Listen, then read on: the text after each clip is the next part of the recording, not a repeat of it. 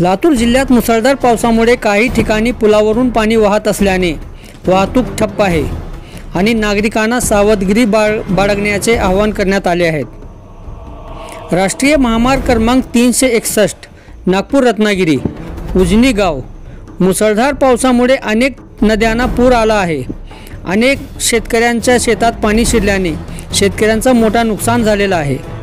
परिसरात नद्यांना पूर आला असून अनेक ठिकाणी जनजीवन विस्कळीत झालेले आहेत। लातूर जिल्ह्यातील औसा तालुका राष्ट्रीय महामार्गावरील उजनी पाटी मुसळधार पावसामुळे उड्डाणपुलाखाली तळ्याचे स्वरूप आले आहेत। तसेच नदीच्या पुलावरून पाणी वाहत आहे।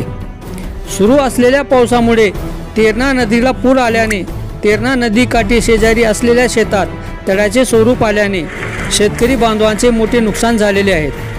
सर्व सोयाबीन पाण्याखाली तसेच या नदीला पूर आल्याने उजनी बाजार चौकामधील सर्व दुकाने पाण्याखाली। तेरणा नदीला पूर आल्यामुळे शेतकऱ्यांचे मोठे नुकसान।